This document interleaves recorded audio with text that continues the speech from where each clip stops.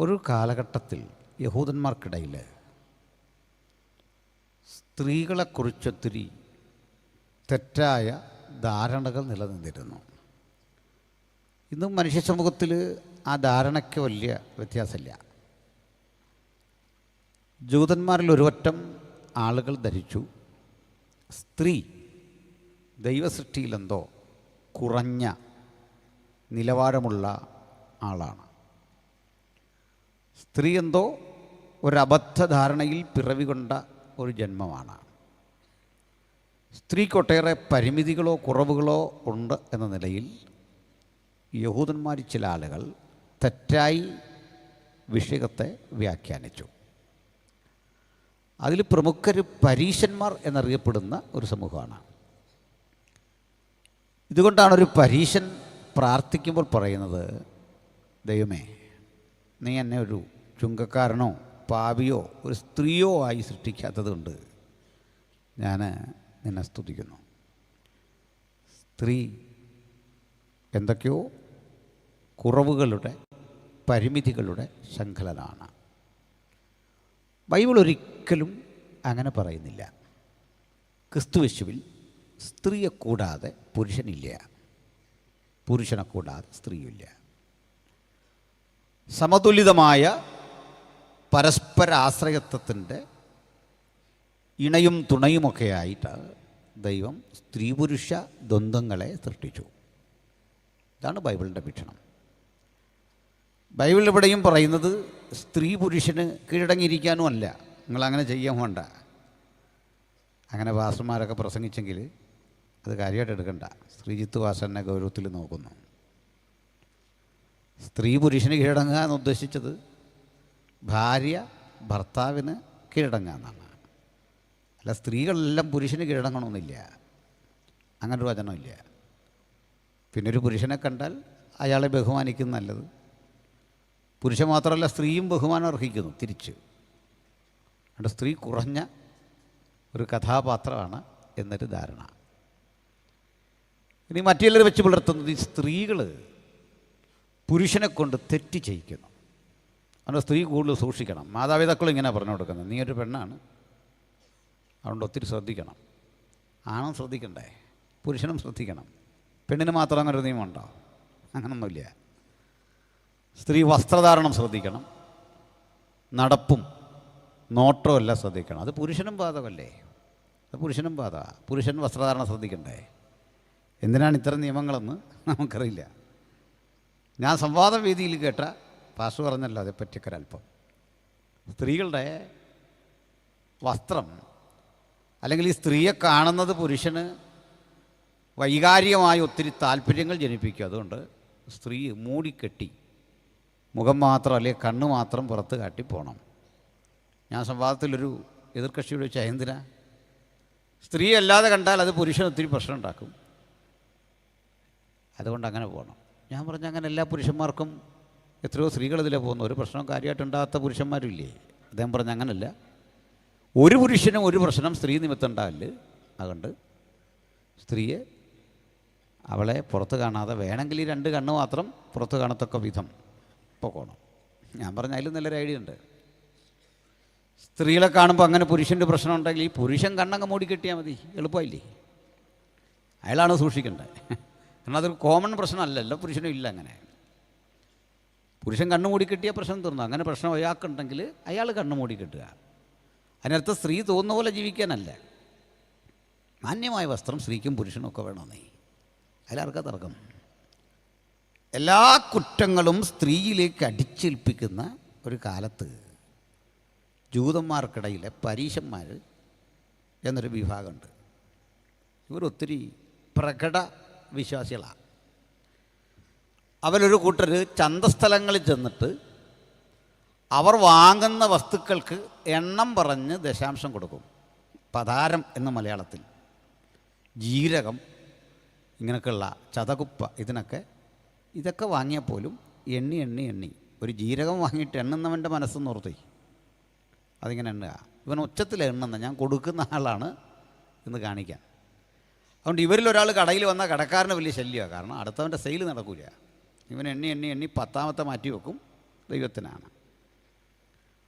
ചിലരുടെ സ്വഭാവം അത് മാത്രമായതുകൊണ്ട് ഇത്തരം ആൾക്കാരെ വിളിച്ചു എണ്ണമെടുക്കുന്ന പരീശൻ അഥവാ counting Pharisees. Group of people ആയിരുന്നു.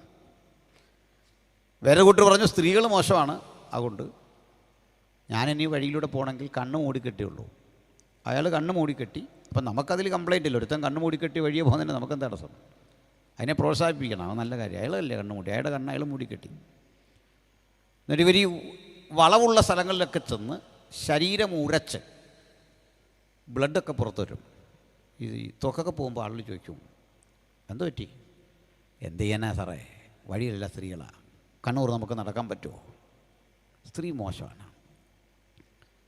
അവരെ വിളിച്ചു ബ്ലൈൻഡ് ഫാരസീസ്, അന്ധനായ പരീശൻ. ഇനിയും ഒരു കൂട്ടരുണ്ട്, ആരും സ്ത്രീ മോശമല്ല, ഈ ലോകം തന്നെ മോശമാണ്. അതുകൊണ്ട് കഴിവതും ഭൂമിയിൽ അവർ കാല് കുത്തത്തില്ല. അവർ മരച്ചില്ലയിൽ കയറി പകലല്ല ഇരിക്കും. അവരെ വിളിച്ചു പില്ലർ ഫാരസീസ്, തൂൺ പരീശന്മാർ. അതിലൊരു കൂട്ടർ കുറേ കൂടി ഈ പ്രകടനപരത ആളുകൾ കാണാൻ വേണ്ടിയിട്ട് ഈ മരം കുഴിച്ചിട്ടിട്ട്, തടി കുഴിച്ചിട്ടിട്ട് ഒരു ബാർ തിരിച്ച് കെട്ടി, ക്രോസ് ബാർ ഇങ്ങനെ കെട്ടി അതിൽ കയറി കാലപ്പുറത്തിട്ട് ഇങ്ങനെ ഇട്ട് ഉച്ചത്തിൽ ന്യായപ്രമാണം വായിക്കും. ഇത്ര കപടഭക്തന്മാരായിരുന്നു അവർ. ഇതാണ് പരീശന്മാർ. അതുകൊണ്ട് ഇവർക്കിടയിൽ ഒരു ശൈലി ഉണ്ടായിരുന്നു. വഴിയരികിൽ വെച്ച്, പൊതുസ്ഥലത്ത് വെച്ച് ഭാര്യയാകട്ടെ, അമ്മയാകട്ടെ, സഹോദരിയാകട്ടെ ഒരു സ്ത്രീയോട് സംസാരിക്കില്ല. ഈ മനോഭാവം വെച്ച് പുലർത്തുന്ന മനുഷ്യർക്കിടയിൽ യേശു ഒരു സ്ത്രീയോട് സംസാരിക്കുന്ന ഭാഗമാണ് യോഹന്നാൻ 4:21. യോഹന്നാൻ 4 മുഴുവൻ അതാണ്.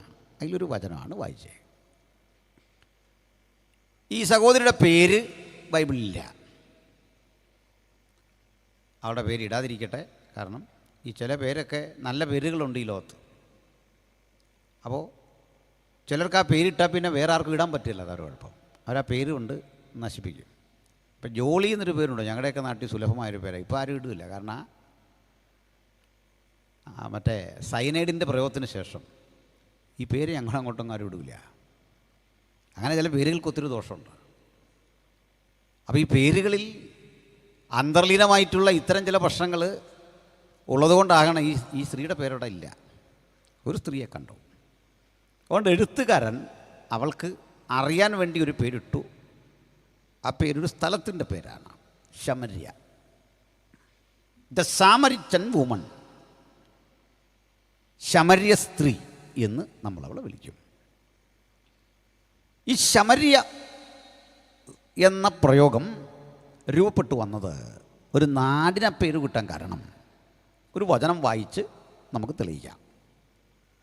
1 രാജാക്കന്മാരുടെ പുസ്തകം 16-ാം അധ്യായം 24-ാമത് വചനത്തിലുണ്ട് എങ്ങനെയാണ് ഒരു നാടിന് ശമര്യ എന്ന് പേര് കിട്ടിയത്. 1 രാജ 16:24.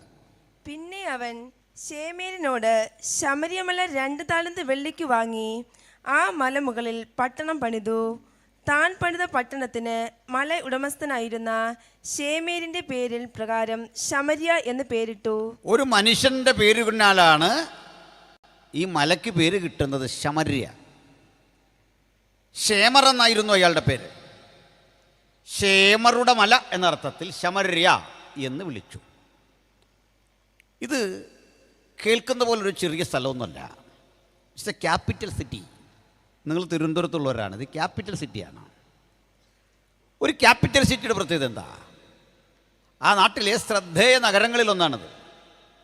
നമ്മുടെ കേരളത്തിലെ ശ്രദ്ധേയങ്ങളായ പട്ടണങ്ങളിലോ നഗരങ്ങളിലോ പെടുത്താവുന്ന ഒന്നാണ്. കോർപ്പറേഷനാണല്ലോ നമ്മുടെ തിരുവനന്തപുരം. അപ്പോൾ ഇതേപോലെ ശ്രദ്ധേയമായ ഒരു നഗരം. മറ്റൊന്ന്, ഒരു കാലഘട്ടം വരെ ഇസ്രയേൽ എന്നറിയപ്പെടുന്ന രാജ്യത്തിൻ്റെ പൊതു തലസ്ഥാനം. ഇതൊക്കെയായിരുന്നു ശമര്യ. രാജ്യം ഭരിച്ച ഒമ്രി എന്ന രാജാവ് ഷേമർ എന്ന മനുഷ്യൻ്റെ പക്കൽ നിന്ന് ഈ മല വിലയ്ക്ക് വാങ്ങി മനോഹരമായൊരു പട്ടണം അവിടെ പണിതിട്ട് ആ പട്ടണത്തിന് പേരിട്ടു ശമര്യ. എന്നാൽ ഇതിനു മുമ്പൊരു സംഭവം ഉണ്ടാകും. വിശാലമായ ഇസ്രയേൽ എന്നറിയപ്പെടുന്ന രാജ്യം 2 ഭൂമികയായി, 2 മേഖലകളായി വിഭജിക്കപ്പെട്ടു. ഇസ്രായേൽ മക്കളിലെ 12 ഗോത്രങ്ങളിൽ 2 ഗോത്രങ്ങൾ ചേർന്ന് ഒരു ചെറിയ നാട്ടുരാജ്യമുണ്ടായി. അതിൻ്റെ പേര് യഹൂദ്യ എന്നായിരുന്നു. ബാക്കി 10 ഗോത്രങ്ങളുടെ വാസഭൂമി ഇസ്രായേൽ എന്നും അറിയപ്പെട്ടു. മൊത്തത്തിൽ ഇസ്രായേൽ ആണെങ്കിലും ഇസ്രായേലിൽ യഹൂദ്യ കേന്ദ്രീകരിച്ച് ഒരു ചെറിയ മേഖല ഉണ്ടായി. 2 ഗോത്രങ്ങൾ അവിടെ ഉണ്ടായി, യഹൂദയും ബെഞ്ചമിനും. അപ്പുറത്ത് 10 ഗോത്രങ്ങൾ. പ്രബല രാജ്യം അതാണ്. ആ ഇസ്രായേലിൻ്റെ തലസ്ഥാനത്തിൻ്റെ പേരാണ് ശമര്യ. ആ ശമര്യക്ക് ഒരു ചരിത്രമുണ്ട്. രസാവഹമായ ഒരു ചരിത്രം, ചിന്താർഹമായ ഒരു ചരിത്രം. എന്താ അത്? യേശുവിൻ്റെ കാലത്തെത്തുമ്പോഴേക്കും ശമര്യയുടെ ക്യാപിറ്റൽ സിറ്റി എന്ന അംഗീകാരം പോയി. ആ നാടും നഗരവുമൊക്കെ അകപ്പാടെ മറ്റൊരു പരിസ്ഥിതിക്ക് വഴിമാറി. ഇവിടെ പാർത്തിരുന്ന മനുഷ്യരെ ഒരു പേരിനാൽ അറിയപ്പെട്ടു, ശമര്യർ. ഈ ശമര്യരും യഹൂദിയായിലെ യഹൂദന്മാരും അവരുടെ ബന്ധുക്കളായ ഗലീലിയായിലെ യഹൂദന്മാരും തമ്മിൽ സമ്പർക്കമില്ല. യഹൂദന്മാർ 2 വശത്തും കിടക്കുന്നു, നടുക്ക് ശമര്യർ കിടക്കുന്നു. ശമര്യരോട് സഹകരിക്കാത്തവണ്ണം അവർക്കിടയിലെ പ്രശ്നമെന്താ? നമ്മുടെ നാട്ടിൽ കേൾക്കുന്ന പോലെ കേവലമായ ഒരു വംശീയത, ഒരു വർഗീയത അല്ലെങ്കിൽ ജാതിബോധം എന്നതിനപ്പുറത്ത് അതിനൊരർത്ഥമുണ്ട്, വിശാലമായൊരർത്ഥം. ചില ആളുകൾ അത്തരത്തിൽ മാത്രം അതിനെ കാണാറുണ്ട്, എന്നാൽ അതിനപ്പുറത്ത് അതിനൊരർത്ഥമുണ്ട്. എന്താണത്?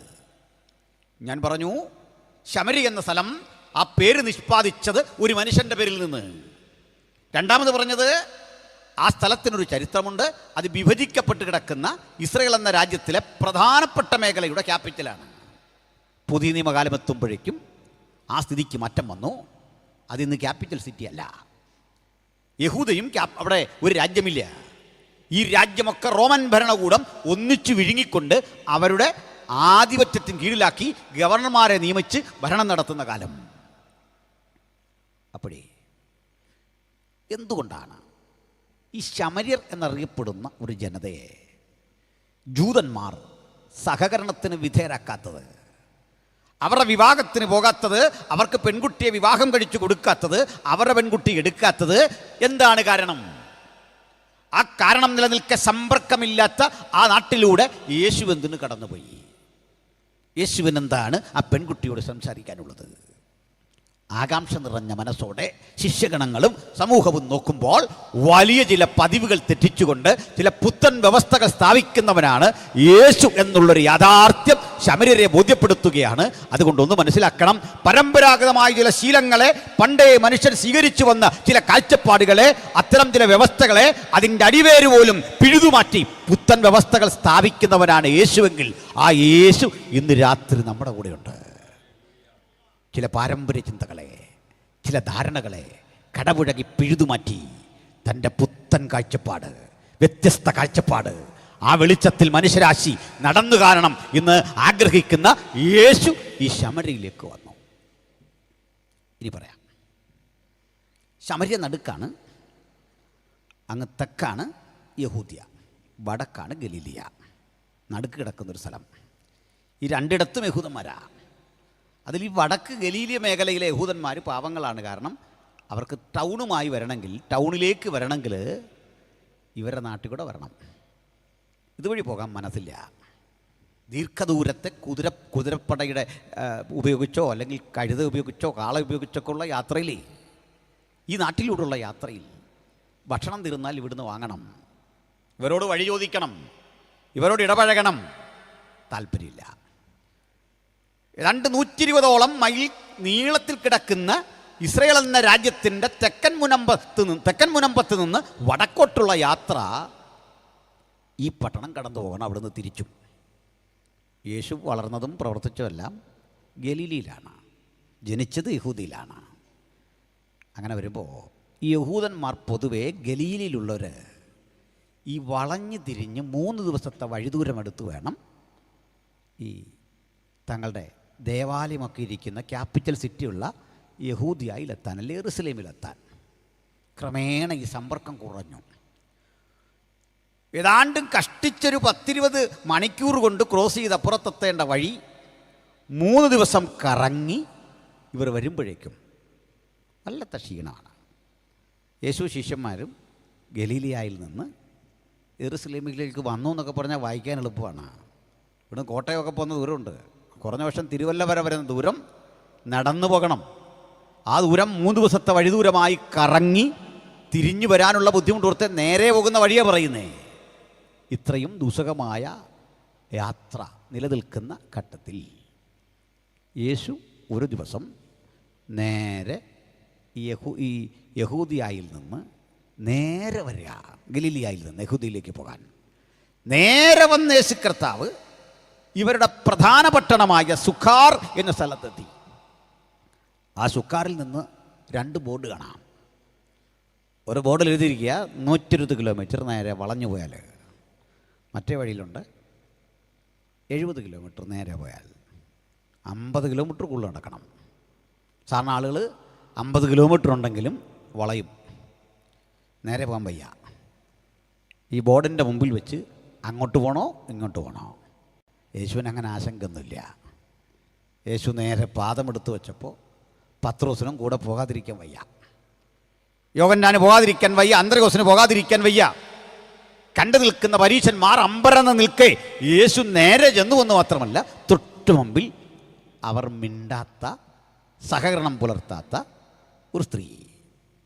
ആ സ്ത്രീക്ക് ഒട്ടേറെ പരിമിതികളുടെ ചരിത്രമുണ്ട്. ആ സ്ത്രീയുടെ അരികിലേക്ക് ചെന്ന് അവളോട് വെള്ളം ചോദിക്കുക. അവൾ അമ്പരന്നു. ജീവിതത്തിൽ ആദ്യമായി ഒരു യഹൂദ പുരുഷൻ വെള്ളം ചോദിക്കുന്നു തന്നോട്. അവൾ പാരമ്പര്യങ്ങളെ കണക്ക് നിരത്തി പറയുക, നമുക്ക് തമ്മിൽ സമ്പർക്കമില്ല സാർ, അത് സാധ്യമല്ല. ഞാനൊരു ശമര്യക്കാരി, നീ ഒരു ജൂതൻ, നമുക്കിടയിൽ സംഭാഷണത്തിന് പോലും പരിമിതിയുണ്ട്, നമുക്കിടയിൽ സമ്പർക്കങ്ങൾക്ക് പരിമിതിയുണ്ട്.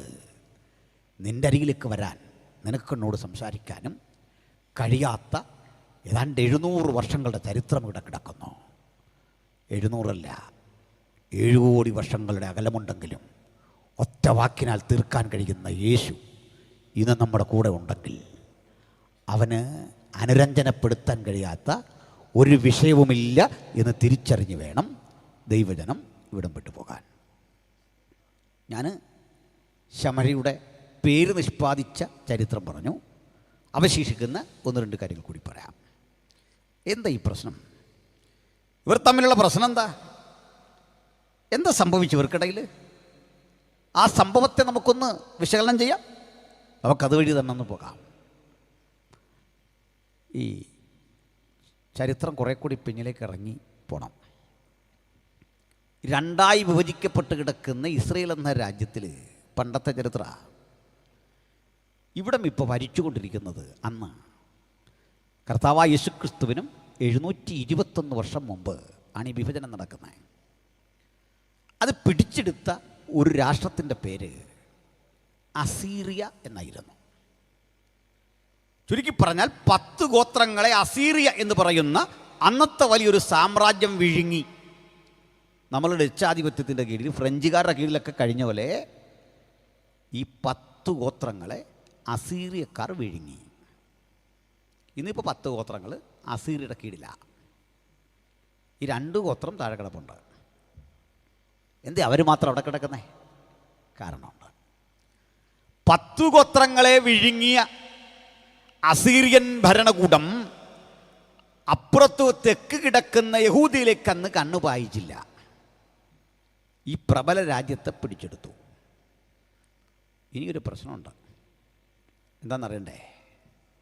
അസീറിയക്കാർ ഏതെങ്കിലും ഒരു രാജ്യം ആക്രമിച്ച് കീഴടക്കിയാൽ അവർ നടപ്പിലാക്കുന്ന ഒരു ഫോറിൻ പോളിസി ഉണ്ട്, തങ്ങളുടെ രാജ്യത്തിൻ്റെ വിദേശ നയം. എന്താണെന്നറിയണ്ടേ? ഏത് രാജ്യത്തെ തങ്ങൾ കീഴടക്കിയോ ആ രാജ്യത്തിലെ സ്ത്രീകളെ മുഴുവൻ ഇദ്ദേഹത്തിൻ്റെ രാജ്യത്തിലെ അസീറിയക്കാർ വിവാഹം കഴിക്കും.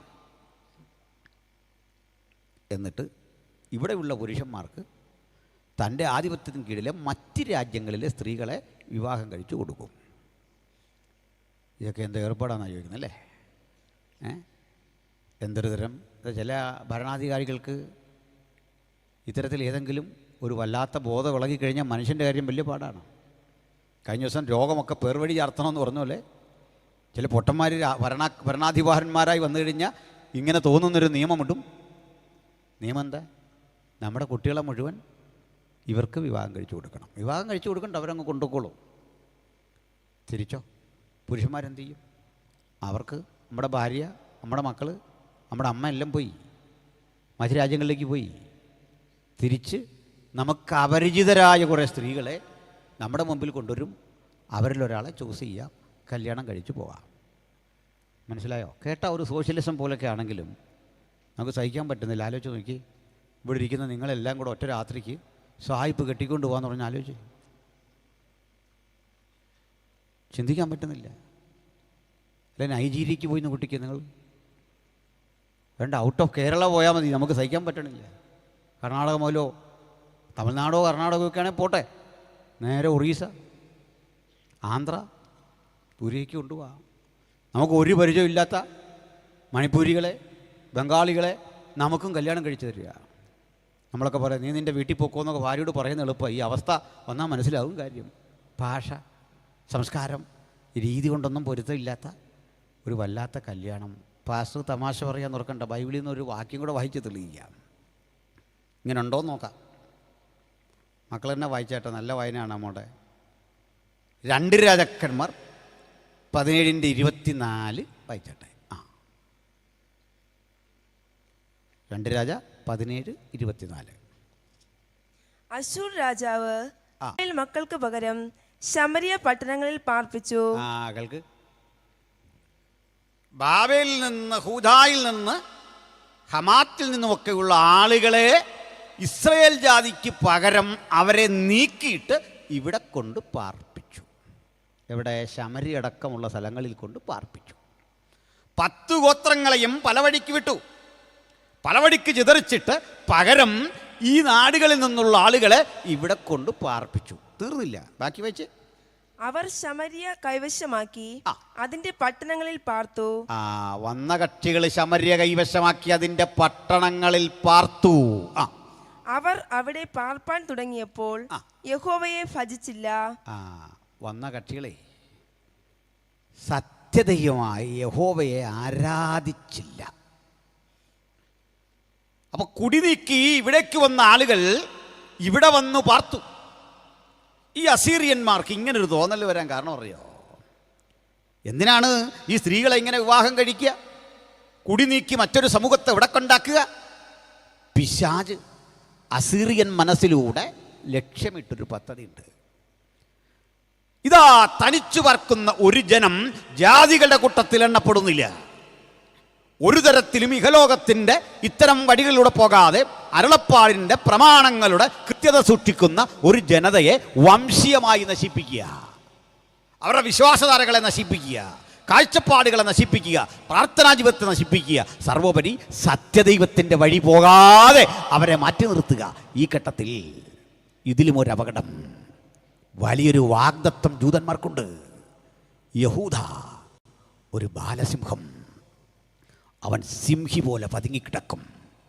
അവകാശമുള്ളവൻ വരുവോളം രാജദണ്ഡ്, ചെങ്കോൽ അവൻ്റെ കാൽക്കീഴിൽ നിന്ന് നീങ്ങിപ്പോകയില്ല. വാഗ്ദത്ത മശിഹ ജനിക്കേണ്ട ഉദരം ഈ സ്ത്രീകൾക്കിടയിലുണ്ട്. അവരെ വംശീയമായി ഉന്മൂലനം ചെയ്താൽ യേശു എന്ന ഏകരക്ഷകന്റെ കഴിഞ്ഞ രാത്രിയിൽ കെട്ടതുപോലെ ആ പിറവിയുടെ വഴികടച്ചുകൊണ്ട് ഈ ജനതയെ മുഴുവൻ മലിനമാക്കാൻ അസീറിയ പദ്ധതി ഇട്ടു. പക്ഷെ അസീറിയൻ പദ്ധതി രൂപപ്പെടുന്നതിന് മുമ്പ് യഹൂദ എന്ന ഒരു ഗോത്രത്തെയും ബെന്യാമീനെയും രണ്ടാക്കി വിഭജിച്ച് നേരെ ഈ 2 ഗോത്രങ്ങളെ ഇക്കരയിട്ടിരുന്നു. അതാണ് നമ്മൾ അറിയുന്ന യഹൂദ. ബാക്കി 10 ഗോത്രങ്ങൾ ഈ വഴിയൊക്കെ പോയി. ചിലരൊക്കെ തിരിച്ച് താഴെ വന്നിട്ടുണ്ട്, യഹൂദിയിൽ വന്നിട്ടുണ്ട്. ഈ പദ്ധതി വലുതായിരുന്നു. ഇനിയാണ് ചിന്താർഹമായ ചില കാര്യം. കുറെ കഴിഞ്ഞ് ഈ അസീറിയയ്ക്ക് തോന്നി തൊട്ടടുത്ത് കിടക്കുന്ന യഹൂദ കൂടി പിടിക്കണം. അത് അപകടമാണ്. കാരണം യേശു ജനിക്കേണ്ട ഉദരങ്ങൾ പരിശുദ്ധമായി അന്നും അവിടെ സൂക്ഷിക്കപ്പെട്ടിരിക്കുക. അവരെ ശാരീരികമായി മലിനമാക്കാൻ അസീറിയൻ പടയാളികൾ തയ്യാറെടുത്ത് വരവേ അത് നേരിടണം. നിങ്ങൾക്ക് കേൾക്കണ്ടേ? ഈ രാജ്യത്തെ പിടിച്ചെടുക്കാൻ പദ്ധതി ഇട്ടു ചെറിയൊരു രാജ്യം, അസീറിയ ഒരു സാമ്രാജ്യമാണ്. പക്ഷെ ചരിത്രത്തിലൊരു അത്ഭുതമെന്ന വണ്ണം മറ്റൊരു രാജ്യം അസീറിയയുടെ ഏറ്റുമുട്ടി. അതിൻ്റെ പേരാ ബാബിലോൺ. അമ്പരപ്പിച്ചുകൊണ്ട് അന്ന് ബാബിലോൺ ജയിച്ചു, അസീറിയ തോറ്റു. മുമ്പ് പറഞ്ഞുള്ള മിക്സഡ് മാരേജ് നടന്നില്ല. അതുകൊണ്ടാണ് ഇസ്രായേൽ മക്കൾ ബാബിലോണിൽ 70 കൊല്ലം കഴിഞ്ഞ് താങ്കളുടെ അവകാശത്തിലേക്ക് തിരിച്ചു വരാൻ കഴിഞ്ഞത്. ഇങ്ങനെ ഇടപഴകാതെ ജീവിച്ചതുകൊണ്ട് ഒരു ചെറിയ ജനത ഇടപഴകാതെ, 12 ഗോത്രങ്ങളിലെയും ചെറിയൊരു ജനത ഇടപഴകാതെ സൂക്ഷിച്ചു. മഹാഭൂരിപക്ഷം വരുന്ന മനുഷ്യൻ നാട്ടുനടപ്പ് അന്നത്തെ നിയമമനുസരിച്ച് അസീറിയൻ ആധിപത്യത്തിൻ്റെ കീഴിൽ ജീവിച്ച്, എന്നാൽ അസീറിയക്കാർ ഇവിടെ കൊണ്ട് പാർപ്പിച്ച മനുഷ്യർ, ശമര്യയുടെ പട്ടണങ്ങളിൽ കൊണ്ട് പാർപ്പിച്ച മനുഷ്യരെന്ത് ചെയ്തു എന്ന് താഴേക്കുള്ള വചനം ശ്രദ്ധിച്ചു വായിക്കണം. അപ്പോൾ പിടികിട്ടും. വായിക്കാം. അതുകൊണ്ട് യഹോവ അവരുടെ ഇടയിൽ സിംഹങ്ങളെ അയച്ചു, അവ അവരിൽ ചിലരെ കൊന്നുകളഞ്ഞു. ഈ നാട്ടുകാർ വലിയൊരു പ്രതിസന്ധി നേരിട്ടു. സിംഹം മനുഷ്യനെ കൊല്ലുന്നു. പിന്നെ അപ്പോൾ അവർ അശ്ശൂർ രാജാവിനെ അറിയിച്ചത്, നീ കുടി നീക്കി ശമരിയ പട്ടണങ്ങളിൽ പാർപ്പിച്ച ജാതികൾ ആ ദേശത്തിലെ ദൈവത്തിന്റെ മാർഗം അറിയായക കൊണ്ട് അവൻ അവരുടെ ഇടയിൽ സിംഹങ്ങളെ അയച്ചു. അവർ ആ ദേശത്തിലെ ദൈവത്തിന്റെ മാർഗം അറിയായകയാൽ അവ അവരെ കൊന്നുകളഞ്ഞു. അതിന് അശ്ശൂർ രാജാവ്, നിങ്ങൾ അവിടെ നിന്ന് കൊണ്ടുവന്ന പുരോഹിതന്മാരിൽ ഒരുത്തനെ അവിടേക്ക് കൊണ്ടുപോകുവിൻ. അവർ ചെന്ന് അവിടെ പാർക്കുകയും അവർ ആ ദേശത്തെ ദൈവത്തിന്റെ മാർഗം അവരെ ഉപദേശിക്കുകയും ചെയ്യട്ടെ എന്ന് കൽപ്പിച്ചു. മതി. സിംഹം ആക്രമിച്ചപ്പോൾ ഒരു കാര്യം ചെയ്തു. നമുക്ക് ഇന്ന് വയനാട്ടിൽ ആന ഒരു മനുഷ്യനെ കൊന്ന വാർത്ത പരക്കുകയാണ്. പേടിക്കാനൊന്നുമില്ല. പാർലമെൻറ്റിലും നിയമസഭയിലും അത് ചർച്ചയാകും. ഒരു ബില്ലും പാസ്സാക്കും. ആന മേലാൽ ഇങ്ങോട്ട് ഇറങ്ങരുത്. ആന ബില്ല് കേട്ട് കഴിഞ്ഞ് സ്വയം അച്ചടക്കത്തോടെ കാട്ടി ജീവിച്ചാൽ നമുക്കൊക്കെ ജീവിക്കാം. ബില്ല് പാസ്സാക്കുന്നതല്ലാതെ പ്രത്യേകിച്ച് ഈ ഉദ്യോഗസ്ഥന്മാരെ വനം സംരക്ഷിക്കാനാണെന്ന് വീട്ടിൽ അവരെ തീറ്റിപ്പോറ്റുന്ന കാശുണ്ടെങ്കിൽ ആനയ്ക്ക് തീറ്റ കൊടുക്കുക. എന്നിട്ട് ഇവരെയൊക്കെ വീട്ടിൽ ഇരുത്തണം. മനസ്സിലായില്ലേ? മനുഷ്യൻ്റെ പ്രാണന് വിലയില്ലാത്തൊരു കാലം അല്ലേ? എത്രയോ ഉദ്യോഗസ്ഥന്മാർ ഈ ജീപ്പിൽ ഇങ്ങനെ കറങ്ങുകയാണ്. അവർക്കൊരു കൂളായിട്ടാണെന്ന് അതിൽ സഞ്ചരിക്കുന്നത്. ഒരു മനുഷ്യൻ മരിച്ചിട്ട് നമ്മുടെ രാജ്യത്ത് ഇതുപോലെ തിന്നുമുട്ടിക്കുന്ന കുറേ സമൂഹമാണ്. അപ്പോൾ ഇവർ സംരക്ഷിക്കേണ്ടതാണ്. പാവപ്പെട്ട മനുഷ്യനെ ഇങ്ങനെ കൊന്നൊടുക്കിയിട്ടൊരു സാധാരണ വികാരപ്രകടനം പോലും സഹിക്കാൻ വയ്യ. അവിടെ ചെന്ന് ക്ഷുഭിതരാകുന്ന മനുഷ്യർക്കെതിരെ കേസെടുക്കുക. അതാകുമ്പോൾ എളുപ്പമല്ലേ? ഇതേ അവസ്ഥ ഉണ്ടായപ്പോൾ ശമര്യക്കാർ അവിടെ വന്ന മനുഷ്യർ സിംഹം കൊന്നുകളയുന്നു എന്നറിഞ്ഞപ്പോൾ പറഞ്ഞു. ഇതിന് കാരണമുണ്ടായി. അവർ കണ്ടെത്തിയ കാരണമാണ്. ഇവിടെ പണ്ട് ദൈവത്തെ ആരാധിച്ച സിനഗോഗുകളുണ്ടായിരുന്നു. അതൊക്കെ പൂട്ടിക്കിടക്കുക. പകരം ഈ വന്നവർ ഇവിടെ കൊണ്ട് നട്ട 5ഓളം ഇടങ്ങളിൽ നിന്ന് കൊണ്ടുവന്ന് സ്ഥാപിച്ച 5 തരം ആരാധനാരീതികളും ബിംബങ്ങളും ആരാധനാ കാഴ്ചപ്പാടുകളുമുണ്ട്. ഇവർ സത്യദൈവത്തെ അറിയുന്നില്ല. അപ്പോൾ അശ്ശൂർ രാജാവ് പറഞ്ഞു, അത് പ്രശ്നമില്ല. നിങ്ങൾ അന്ന് ഇവർക്ക് ഇടയിൽ നിന്ന് പിടിച്ച പുരോഹിതന്മാരുണ്ടല്ലോ, അറസ്റ്റ് ചെയ്ത് നമ്മൾ കൊണ്ടാകട്ടെ, ഇവരിലൊരുത്തനെ കൊണ്ടുപോകാം. അവൻ പോയിട്ട് ഈ ദൈവത്തിൻ്റെ വഴി എന്താ, അതിൻ്റെ ആരാധന എന്താ, അതിൻ്റെ ശൈലി എന്താ, അത് സാമാന്യ ജനത്തെ പഠിപ്പിക്കട്ടെ. പ്രശ്നം തീർന്നു. ഇതുപോലെ ഈ രാജാവ് എന്ത് ചെയ്യണം? അങ്ങനെ കൊട്ടാരത്തിൽ നിന്ന് ഫീസും കൊടുത്ത് പഠിപ്പിക്കാൻ വിട്ട മാഷ് ഇവിടെ വന്ന് പ്രത്യേകിച്ചൊരു പഠിപ്പിലും നടത്താതെ യഹോവയുടെ നാമം ഇതിനിടയിലും കൊണ്ടുവന്ന് സ്ഥാപിച്ചു. ഇവിടെ പറ്റിയേക്കണ്ടേ 5 ജാതീയ കുടിയിരിപ്പുകൾക്കൊപ്പം സിനഗോഗ് കൂടി തുറന്നിട്ട് 6ാമതൊരാളായി യഹോവയെ സ്ഥാപിച്ചു. ആരാധന തുടങ്ങി. അങ്ങനെയല്ല, നമ്മൾ പാട്ടുപാടല്ലോ, യഹോവേ ദേവന്മാരിൽ നിനക്ക് തുല്യനാർ, അവന് തുല്യനായി ഒരുവനുമില്ല. അവിടുന്ന് പ്രപഞ്ചനാഥനാണ്, സകലത്തിനും കാരണഭൂതനാണ്, താൻ മാത്രം അമർത്യതയുള്ളവനാണ്, അടുത്തുകൂടാത്ത വെളിച്ചത്തിൽ ശിക്ഷതവാശിയ കൈകളാൽ ശുശ്രൂഷ ആവശ്യമില്ലാത്തവൻ, പ്രപഞ്ചനാഥനെ, ഉലകത്തിൻ്റെ കാരണഭൂതനെ, ഒരു വാക്കിൽ ഈ പ്രപഞ്ചത്തെ സൃഷ്ടിച്ചവനെ ഒരു സിനഗോഗിൻ്റെ ഉള്ളിൽ ചുരുക്കിയിട്ട് ബാക്കി 5 കുടിയിരിപ്പുകളെയും അനുവദിച്ചുകൊണ്ട് അങ്ങനെ യഹോവയുടെ നാമം ഈ 5 + 1 അങ്ങനെ 6-1 ചുരുങ്ങി. ഗുണത്തെക്കാളധികം ദോഷമാണത്. നമുക്ക് മതസൗഹാർദ്ദമില്ലാഞ്ഞിട്ടല്ല, എല്ലാ മനുഷ്യരെയും ബഹുമാനിക്കുന്നു, സ്നേഹിക്കുന്നു. മനുഷ്യ സൗഹാർദ്ദമാണ് വേണ്ടത്. അടിസ്ഥാനപരമായി ഏതൊരു മതസ്ഥൻ്റെയും ആരാധനയും സങ്കല്പങ്ങളും അവർക്ക് വിലപിടിപ്പുള്ളതാണ്. അതൊന്നും ആക്ഷേപത്തിന് വിധേയമല്ല. പക്ഷെ ഞങ്ങൾക്ക് വ്യത്യസ്തമായൊരു കാഴ്ചപ്പാടുണ്ട്.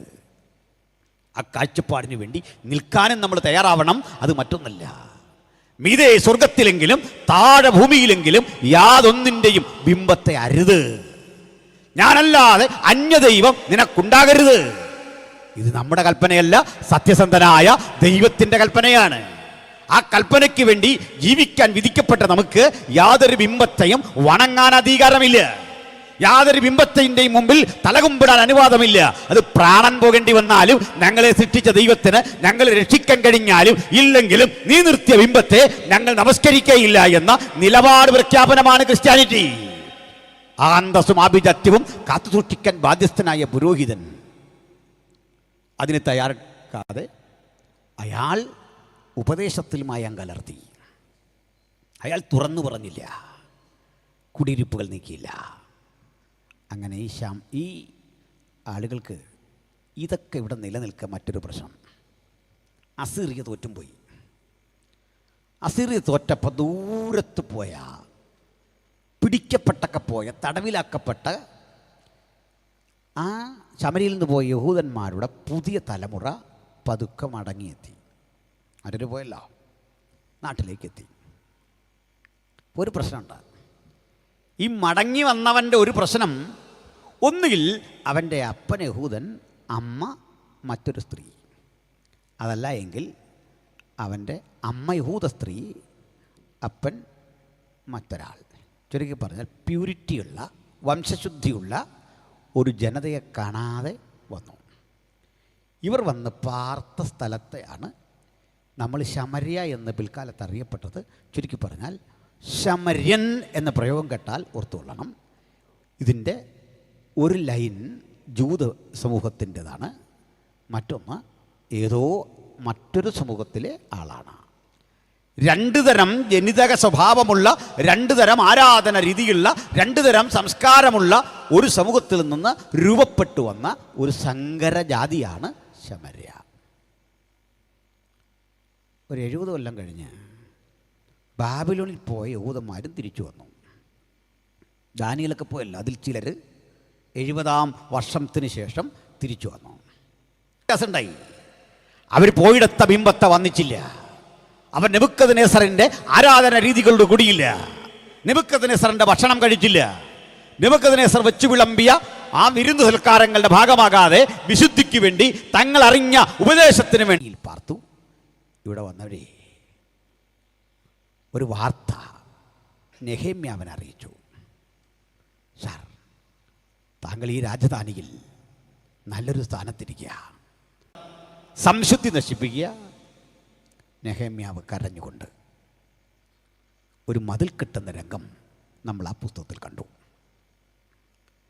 നെഹെമ്യാവ് മതിൽപ്പണി നടത്തിക്കൊണ്ടിരിക്കെ നമ്മൾ കണ്ടു, ഇതിൻ്റെ കൂടെ കൂടി ഈ മതിൽപ്പണി വേഗത്തിലാക്കാൻ കുറേ സാമ്പത്തിക സഹായമായിട്ട് 2 പേര് വന്നു. നല്ല ലക്ഷ്യമാണ്. ഒരുത്തൻ്റെ പേര് സൻബല്ലത്ത്, അറിയാം നിങ്ങൾക്ക്. ഇനി ഒരുത്തൻ തോബിയ. നമ്മളാണെങ്കിൽ പറയാം, വളരെ നാളത്തെ പ്രാർത്ഥനയുടെ ഫലമായിട്ടായി ഈ മതിലൊന്ന് കെട്ടാൻ ആഗ്രഹിച്ചപ്പോൾ ഞങ്ങളൊന്നും ചോദിക്കാതെ രാവിലെ കൊണ്ട് ക്യാഷുമായിട്ട് നിൽക്കുന്നു. നെഹെമ്യ അടിമുടി നോക്കി, നീ എവിടുത്തുകാരൻ? സൻബല്ലത്ത്, തോബിയ. അടിസ്ഥാനപരമായി വേരുകൾ പരിശോധിച്ചങ്ങോട്ട് ചെന്നപ്പോൾ നെഹെമ്യാവിന് മനസ്സിലായി ആള് ശമര്യനാ. നെഹെമ്യ പറഞ്ഞു, ഫണ്ട് കൈവച്ചോ, ഇവിടെ വേണ്ട, ഈ പേര് പറഞ്ഞ് കറങ്ങണ്ട, ഇവിടേക്ക് നിങ്ങൾക്ക് പ്രവേശനമില്ല. ഞങ്ങളെ അസീറിയൻ രാജാവിൻ്റെ വാളിൻ്റെ വായ്ത്തലയ്ക്ക് മുമ്പിൽ നിന്ന് ബാബിലോണ്യ രാജാവിൻ്റെ ഭീഷണികളെ വകവയ്ക്കാതെയും കഷ്ടതയുള്ള പ്രാപിച്ചെടുത്ത വാഗ്ദത്തങ്ങളെ സമ്പത്തിൻ്റെ മുമ്പിൽ അടിയറവ് വയ്ക്കാൻ മനസ്സില്ലാതെ നിന്റെ പണം കയ്യിലിരിക്കട്ടെ. വിശുദ്ധന്മാർക്കൊരിക്കലായി വരമേൽപ്പിച്ച അതിവിശുദ്ധ വിശ്വാസത്തിൻ്റെ ശ്രേഷ്ഠതയ്ക്ക് വേണ്ടി നിലകൊള്ളാൻ കഴിയുന്ന ഒരു സമൂഹത്തിൻ്റെ ഭാഗമായി നെഹെമ്യാവ് നിന്നു. സൻബല്ലത്തും തോബിയാവും കുറേ ഭീഷണിയൊക്കെ നടത്തി, ഒത്തിരി സ്ട്രാറ്റജി പദ്ധതികളൊക്കെ ഇട്ടു, എല്ലാം പാളി. നിങ്ങൾക്കറിയാം. എന്നാൽ ഇവർ വെറുതെ ഇരുന്നില്ല. ഇവരെ ഒരു പുതിയ പദ്ധതി ആവിഷ്കരിച്ചു. പഞ്ചഗ്രന്ഥങ്ങളെന്ന് നാം വിളിക്കുന്ന മോശയുടെ ന്യായപ്രമാണമില്ലേ, ഈ ന്യായപ്രമാണ പുസ്തകം അവരും സ്വന്തമാക്കി. ഇവിടെ പറയാൻ തുടങ്ങി, ഞങ്ങളാണ് യഥാർത്ഥം, ഞങ്ങളാണ് ശരി യാത്ര ചെയ്യുന്നവർ. ആ പഞ്ചഗ്രന്ഥത്തിൽ അവർ ചില തിരുത്തലുകൾ വരുത്തി. ആ തിരുത്തലുകളാണ് രസവഹം. ഒന്നാമത്തെ തിരുത്ത് അവർ പറഞ്ഞു, വിശ്വാസികളുടെ പിതാവ് അബ്രഹാം അല്ല. ഞാൻ പറഞ്ഞല്ല, ശമര്യർ പറഞ്ഞു. പിന്നെ ആരാ? യാക്കോബാണ്. ഓ, അത്രയും കാര്യമുള്ളൂ, ആയിക്കോട്ടെ. രണ്ടാമത്തെ തിരുത്ത്, അബ്രഹാം ഇസഹാക്കിനെ യാഗം കഴിച്ചത് മോറിയ മലയിലല്ല. പിന്നെ എവിടെയാ? ശമരിയിലൊരു മലയുണ്ട്, ഗരസി, അതിൻ്റെ മുകളിലാണ്. അതുകൊണ്ടും തീർന്നില്ല. മൂന്നാമതൊരു കഥ കൂടി മെനഞ്ഞു. ഈ ഇവരുടെ നാടിൻ്റെ പ്രവേശന കവാടത്തിലൊരു സ്ഥലമുണ്ട്, സുക്കാർ. ആ സുക്കാറിലൊരു കിണറുണ്ട്.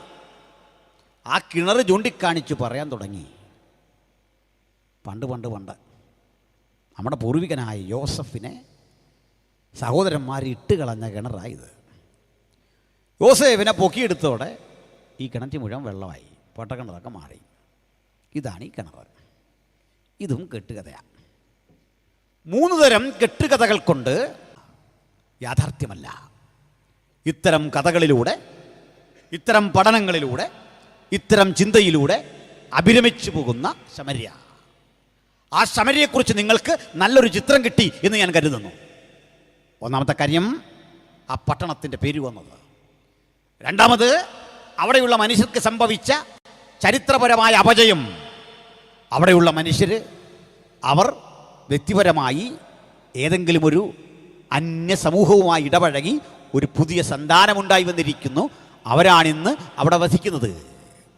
ഇവരുമായി ജീവിത ശുദ്ധി സൂക്ഷിച്ച, യെരുസലേമിനെ നോക്കി ആരാധിക്കുന്ന, ഏകസത്യദൈവത്തെ വിളിക്കുന്ന ജൂതന് സമ്പർക്കമില്ല. തരം കിട്ടുന്നിടത്തൊക്കെ ശമര്യരെ അവരാക്ഷേപിച്ചു. അതുകൊണ്ട് അന്ന് കാലത്ത് മനുഷ്യർ ചീത്ത പറയാൻ ഉപയോഗിക്കുന്ന പദങ്ങളിലൊന്നായിരുന്നു ശമര്യൻ. നമ്മുടെ കർത്താവിനൊരുത്തം വിളിച്ചു, നീ ഒരു ശമര്യൻ, നിനക്കൊരു ഭൂതമുണ്ട്. കാര്യം മനസ്സിലായില്ലേ?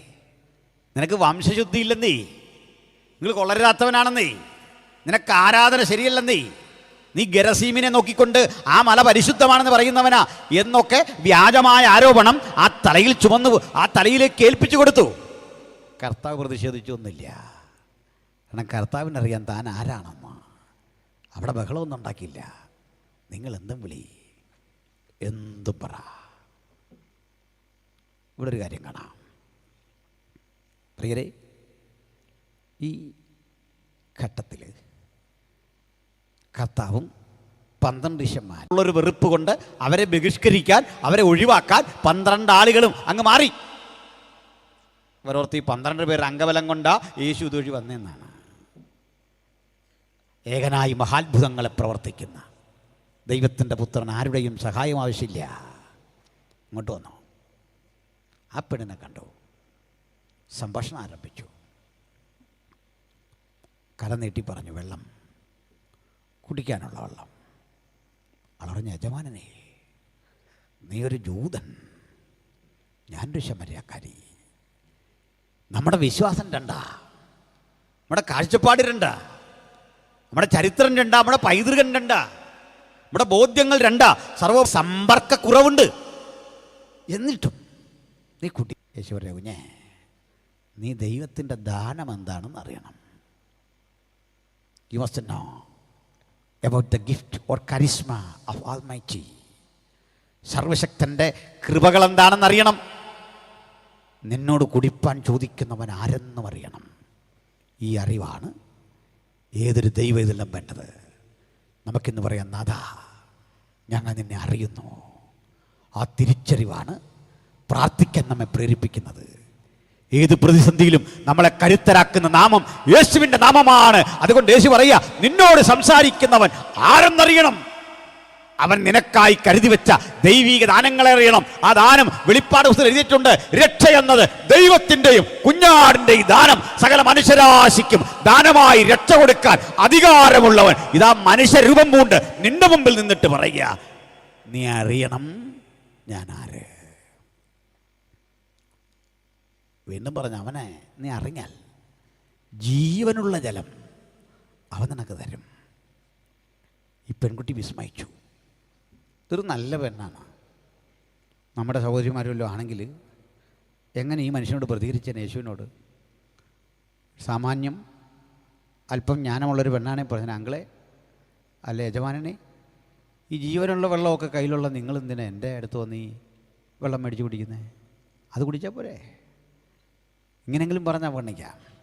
പക്ഷെ അവൾക്ക് യേശുവിൻ്റെ വാക്കിൻ്റെ ആ വാക്കുകളിലെ മർമ്മം, അതിൻ്റെ സ്പന്ദനം ഹൃദയത്തിൽ തട്ടി, ഉള്ളത്തിൽ ഇടപെട്ടു.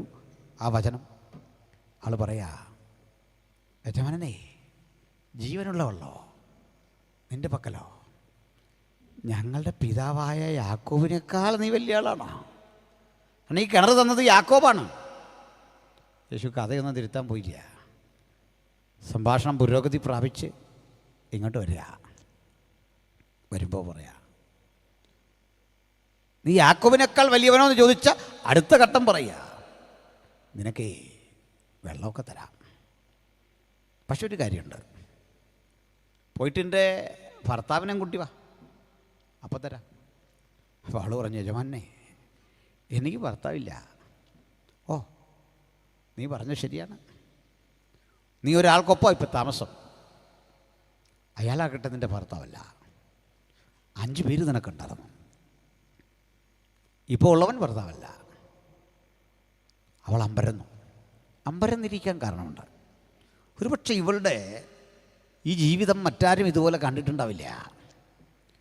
എൻ്റെ ഇതിലെ സന്തോഷം, ഒരു സ്ത്രീക്ക് കേൾക്കാൻ അല്പം ബുദ്ധിമുട്ടുള്ള, പറയാനല്പം പ്രയാസമുള്ള അവളുടെ ജീവിത കുറവുകൾ യേശു വെളിപ്പെടുത്തുക.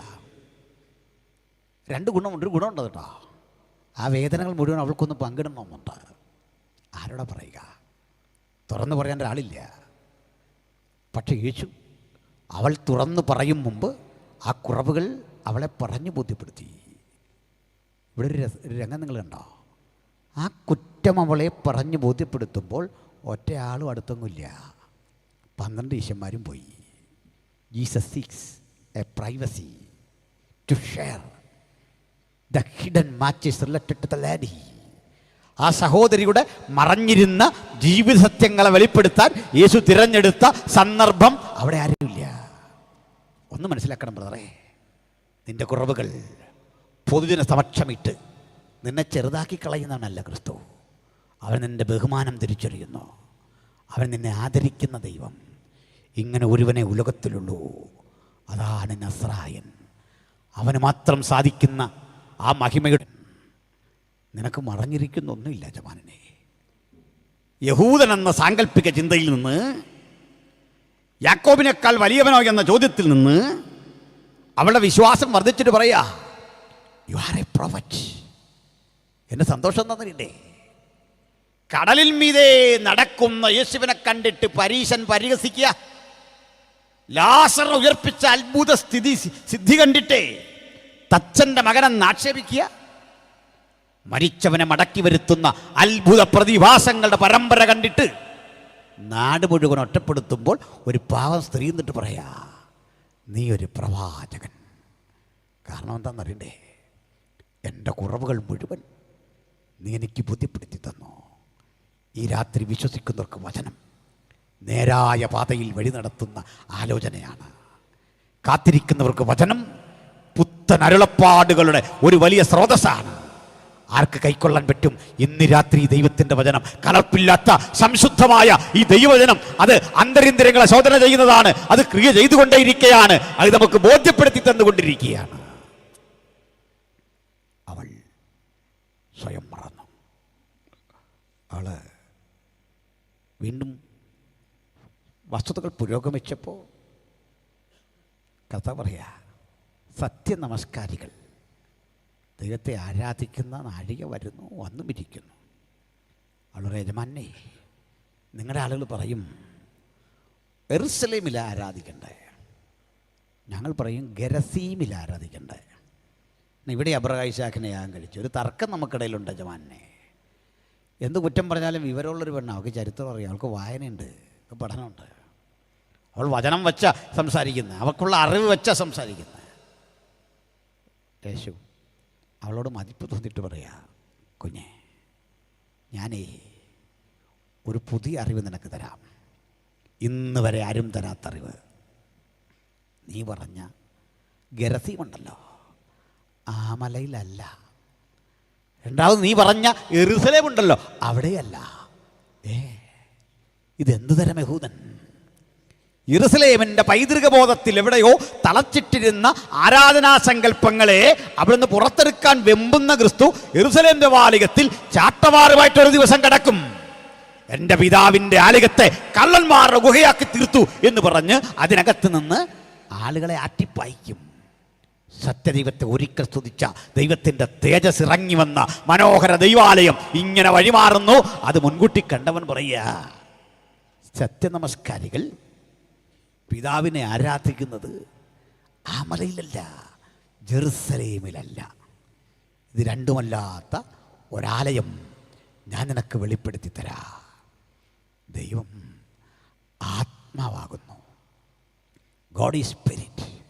If anyone wanted to worship him, let him worship him in spirit and truth. ആർക്കെങ്കിലും അവനെ ആരാധിക്കണമെന്നുണ്ടോ, ആത്മാവിൽ അവനെ ആരാധിക്കണം. ആത്മാവിൻ്റെ പങ്കിടൽ അവന് നൽകണം. കൈകൊണ്ട് കൊടുക്കുന്ന സ്വത്തകാഴ്ച കാണിക്കുകയല്ല ആരാധന. ആലയത്തിൽ വന്നിരിക്കുമ്പോൾ സംഭവിക്കുന്ന ശബ്ദ മാന്ത്രികത്വമല്ല ആരാധന. പ്രസംഗകൻ പ്രസംഗിക്കുമ്പോൾ കേൾക്കുന്ന വാക്കുകളിൽ നിന്ന് ഉൾക്കൊള്ളുന്ന ഊർജത്തിൻ്റെ ആ സന്തോഷത്താലുണ്ടാകുന്ന ആവേശമല്ല ആരാധന. പാട്ടുകാർ പാടുമ്പോൾ നമുക്കുണ്ടാകുന്ന ആനന്ദനിർഭരമായ ഒരാഘോഷമല്ല ആരാധന. സത്യനമസ്കാരികൾ പിതാവിനെ ആത്മാവിൽ സത്യത്തിൽ ആരാധിക്കണം. ഈ ആരാധന കൂടാതെ ഒരാളെങ്കിലും അകത്തോ പുറത്തോ ദൈവത്തിൻ്റെ വചനം കേൾക്കുന്നെങ്കിൽ നമുക്കിന്ന് രാത്രി പറയാം, സത്യേക ദൈവമേ, അങ്ങയുടെ മുമ്പിലേ ഞങ്ങൾ കുമ്പിടൂ, അങ്ങയുടെ മുമ്പിലേ ഞങ്ങൾ തലകുനിക്കൂ, അങ്ങയുടെ മുമ്പിലേ ഞങ്ങൾ ദൈവമഹത്വം എന്ന നിലയിൽ ആരാധന അർപ്പിക്കൂ. മറ്റെവിടെയുമല്ല ആരാധന, മറ്റൊരുവനിലുമല്ല ആരാധന. ആരാധനയ്ക്ക് യോഗ്യൻ ഒരുവൻ ഒരുവൻ ഒരുവൻ മാത്രം, ആ മഹാദൈവപുത്രനെ ഈ രാത്രി ഉയർത്തിക്കാട്ടിക്കൊണ്ട് ഞങ്ങൾ ഒരേ സ്വരത്തിൽ പറയട്ടെ, മറ്റൊരുത്തലും രക്ഷയില്ല. നാം രക്ഷിക്കപ്പെടാൻ ആകാശത്തിന് കീഴിൽ മനുഷ്യരുടെ ഇടയിൽ നൽകപ്പെട്ട ഏക സത്യനാമം കർത്താവായ യേശുക്രിസ്തുവിൻ്റെ അതുല്യനാമം. അപ്പോൾ പ്രിയരെ, ഈ തൻ്റെ മഹത്വത്തിൻ്റെ വിളംബര പ്രഖ്യാപനം യേശു നിർവഹിക്കുക. എൻ്റെ സന്തോഷം, യേശുവിനോടൊരു യോഹന്നാൻ 10-ാം അധ്യായത്തിലൊക്കെ ചോദിക്കുന്നുണ്ടേ, നല്ല പണ്ഡിതന്മാർ വന്നിട്ട് ചോദിക്കുന്നുണ്ടേ, സത്യത്തിൽ നീ മശികയാണോ? ഒന്ന് പറ, ഞങ്ങൾക്ക് മശികയാണെന്നറിഞ്ഞാൽ നിൻ്റെ കൂടെ വരാനാ. നല്ല ഇന്നഷനിലെ ചോദ്യമാണ്. പക്ഷേ യേശു പറഞ്ഞു, ഞാൻ നിങ്ങളോട് പറയാൻ അവൻ്റെ സ്പർശനത്തിൻ്റെ സുഖമാണ് ഞാനിന്ന് ആസ്വദിക്കുന്നത്. ആ കരം തൊണ്ട് തന്നെ തൊടുന്നതിനെ പറ്റി ഉത്തിയെ പറ്റി കേട്ടിട്ടുണ്ട്. അവിടുന്ന് വരുമ്പോൾ രാജ്യത്ത് സ്ഥാപിക്കുമെന്ന് കേട്ടിട്ടുണ്ട്. മശിക അത്ഭുത മന്ത്രിയാണെന്ന് കേട്ടിട്ടുണ്ട്. നിത്യതയുടെ പിതാവാണെന്ന് കേട്ടിട്ടുണ്ട്. ഇതെല്ലാം കേട്ടപ്പോൾ യേശു പറയാ, നിന്നോട് സംസാരിക്കുന്ന ഞാനാണ് മശിക. ഈ ചങ്കുറപ്പുള്ളവനെയാണ് ഇന്ന് രാത്രി നമ്മൾ വിളിക്കുന്നത് എൻ്റെ കർത്താവും എൻ്റെ രക്ഷിതാവുമേ. ഊഹാപോഹങ്ങളിലല്ല ഞങ്ങൾ യേശുവിനെ അനുഗമിക്കുന്നത്. സത്യസന്ധമായ തിരിച്ചറിവിൽ ഈ പ്രാണനാഥനെ നോക്കിക്കൊണ്ട് പറയാ, അവനാണ് എൻ്റെ പ്രിയൻ, അവിടുന്നാണ് എൻ്റെ വീണ്ടെടുപ്പുകാരൻ, അവിടുന്നാണ് എൻ്റെ രക്ഷകൻ. എൻ്റെ ജീവിതത്തിൻ്റെ ഊടും ഭാവും അവിടുന്നാണ്. നാഥാ, ഞാൻ നിന്നെ അനുഗമിക്കുന്നു, ഞാൻ നിന്നെ പിൻഗമിക്കുന്നു. അവിടെ ഒരു കാഴ്ച കാണാം. ഈ ശമര്യ സ്ത്രീ ഇതറിഞ്ഞിട്ട് ആ യേശുവിനെ അവിടെ നിർത്തി ഒരു യാത്ര പോവാം. യജമാനനെ പോകല്ലേ യജമാനനെ, ഇവിടെ നിൽക്കണ യജമാനനെ, നിന്നെ കണ്ട കാര്യം, ഞാൻ അനുഭവിച്ച സന്തോഷം, ഞാൻ എൻ്റെ വേദന മുഴുവൻ നിൻ്റെ മുമ്പിൽ ഇറക്കി വെച്ച് സ്വതന്ത്ര മനസ്സോട് ഇവിടെ വിട്ടു പോകുമ്പോൾ ഒരു ഈയാമ്പാറ്റ പോലെ പാറിപ്പറന്ന് ഒരു ബട്ടർഫ്ലൈ കണക്ക്, ഒരു പൂമ്പാറ്റ കണക്ക് എനിക്ക് സന്തോഷിക്കണം. കാണുന്നവരോടൊക്കെ ഞാൻ പറയും, എൻ്റെ കുറവ് മുഴുവൻ വെളിപ്പെടുത്തി എന്നെ ഞാനാക്കി തീർത്തൊരുവനെ ഞാൻ ശമരിയുടെ പടിവാതുക്കൽ കണ്ടു. നാട്ടുകാരെ വാ, അവനെ ഒന്ന് കാണ്. അവനിലുണ്ട് നിന്റെ ചോദ്യത്തിൻ്റെ ഉത്തരം, അവനിലുണ്ട് നിന്റെ ആഗ്രഹങ്ങളുടെ പൂർത്തീകരണം. അവനിൽ ധനവും മാനവും പുരാതന സമ്പത്തും ശാശ്വതമായി വസിക്കുന്നുണ്ട്. അതുകണ്ട കൊലോസ്യലേഖനം പറയുക, അവനിലല്ലോ ദൈവത്തിന്റെ സകല സമ്പൂർണതയും ദേഹരൂപമായി വസിക്കുന്നത്. അവളോടി ആ പട്ടണം മുഴുവൻ ഇളകി, അവരിതറിഞ്ഞു വന്നു. ഇനി ഇവിടെ മുതൽ നമ്മുടെ ചിന്തയ്ക്ക് ഒരു ചെറിയ വേർതിരിവ് വരിക. കഥ കടകം ഒരു ദിശയിലേക്ക് തിരിയുക. കഥയല്ല സംഭവം. ഈ പെണ്ണിനെന്ന് പഠിക്കാം. ഇവൾ വാസ്തവത്തിലൊരു മോശപ്പെട്ട പെണ്ണാണോ? അങ്ങനെയാണെങ്കിൽ നാട്ടുകാർ ചെന്ന് ഇവൾ ഈ കാര്യമൊക്കെ പറയുമ്പോൾ വരുമോ ഇങ്ങനെ? ഒരു മോശപ്പെട്ട സ്ത്രീ വന്ന് നമ്മളോട് പറയാതെ എൻ്റെ കാര്യമെല്ലാം പറഞ്ഞൊരു മാന്യനെ ഞാൻ കണ്ടു തേടി, നീ കാണുന്ന മാന്യനെയൊക്കെ ഞങ്ങൾക്കറിയാം, വിട്ടേക്ക്, കേസ് ഇട്ട് വിട്ടേക്ക്, നമ്മളാരും പോവില്ല. ആരെങ്കിലും പോയാൽ പറയും, അവൾ പറയുന്നത് കേട്ട് ആ വഴി പോകില്ലേ, അവൾ വേറെ ആരെയോ കണ്ടതാ പുതുതായിട്ട്, നമ്മളാരും വിടൂല.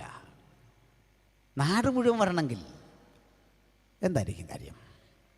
ഇവിടെ ഒരു വിഷയം കണ്ടു. ഇവർ തമ്മിലുള്ള സംഭാഷണത്തിൻ്റെ കാതൽ ആരാധനയാണ്, വാഷിപ്പ്. എന്താണ് ഈ ആരാധന?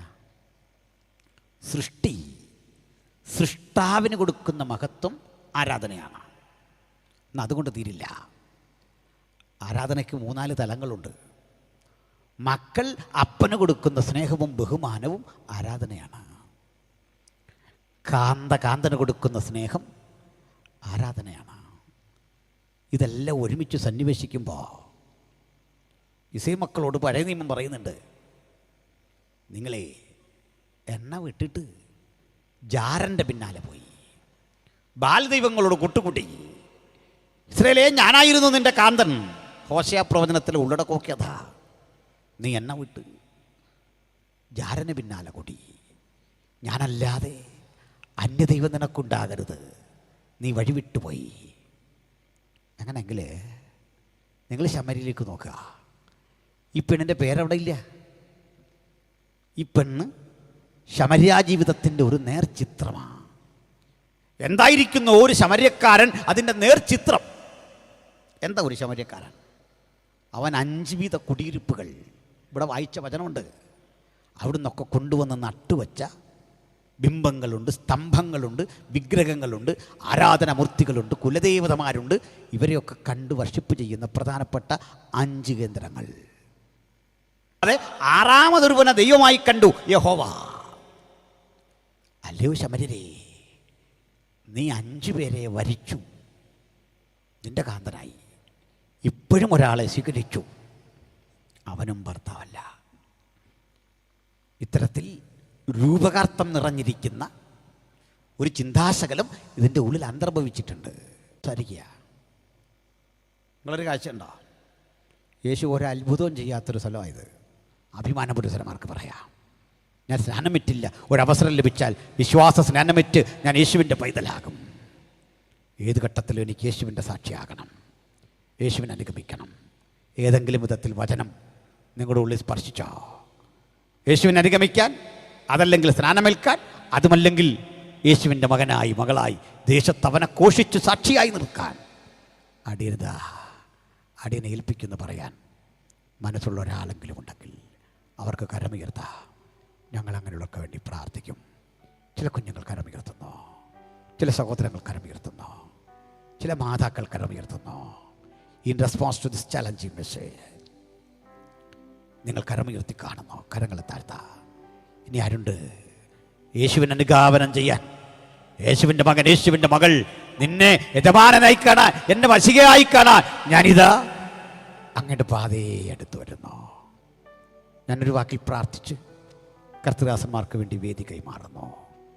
പരിശുദ്ധനെ, തിരുമുഖം ഞങ്ങൾ അന്വേഷിക്കുന്നു. നീ പിതാവിൻ്റെ അരികിൽ നിന്ന് ഇറങ്ങി വന്ന ജീവൻ്റെ അപ്പം.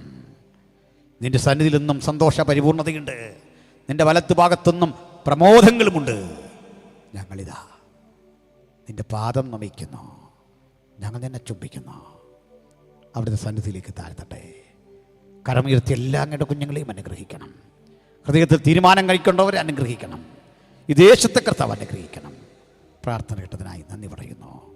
യേശു ക്രിസ്തുവിൻ വലിയൊരു നാമത്തിൽ തന്നെ. ആമേൻ.